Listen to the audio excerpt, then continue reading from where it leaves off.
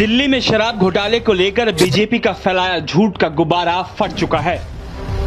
15 दिन से ज्यादा हो चुके हैं और सीबीआई ये तक नहीं बता पाई है कि उसे छापे में मनीष सिसोदिया के घर और बैंक लॉकर से मिला क्या। झूठ बेनकाब हुआ तो पूरे देश में बीजेपी की फजीहत हो गई। इससे बौखलाई बीजेपी अब दिल्ली की शिक्षा क्रांति के खिलाफ षड्यंत्र करने में जुट गई। बीजेपी अब रात दिन दिल्ली के सरकारी स्कूलों को बनाने में भ्रष्टाचार के झूठे आरोपों के ढोल बजा रही है। सवाल उठा रही है कि सरकारी स्कूलों में इतने क्लासरूम क्यों बना दिए, इतने बेंच क्यों लगाए, स्मार्ट क्लासरूम की जरूरत क्या है, शौचालय की जरूरत क्या है। आरोप ये भी लगाए गए कि दिल्ली में स्कूल तो बनाए ही नहीं हैं और जब आम आदमी पार्टी ने स्कूल दिखाने का चैलेंज स्वीकार किया तो 500 के बजाय एक ही स्कूल देखकर भाग निकले। अरे चलो ना भाई, अरे अगले में चलो ना। दरअसल बीजेपी की सोच ही सरकारी स्कूलों के खिलाफ है। वो चाहती ही नहीं है कि गरीब के बच्चों को भी अच्छी शिक्षा मिले।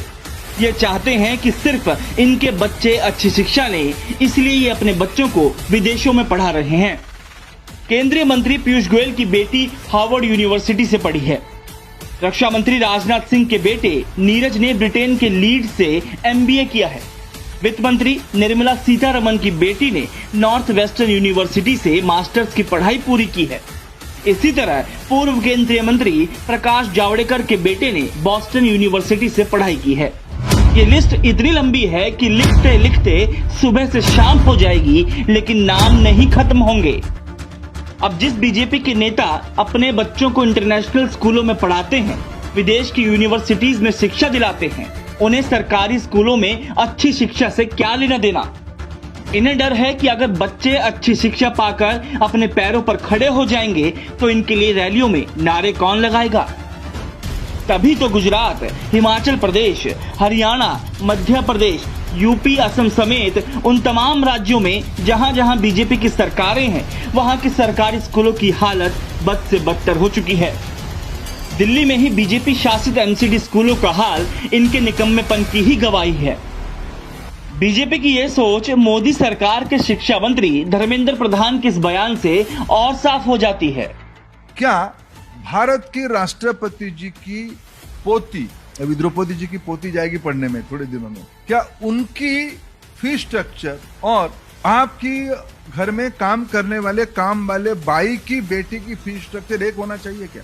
सुना आपने, देश के शिक्षा मंत्री कह रहे हैं कि अमीरों के बच्चों और गरीबों के स्कूल एक नहीं होने चाहिए, दोनों की पढ़ाई का लेवल अलग होना चाहिए।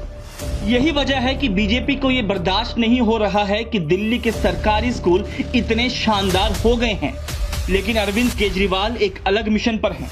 उनका सपना है कि जैसे उन्होंने खुद आईआईटी में पढ़ाई की, वैसे ही देश के हर बच्चे को आईआईटी जैसे अच्छे संस्थान में पढ़ने का मौका मिले।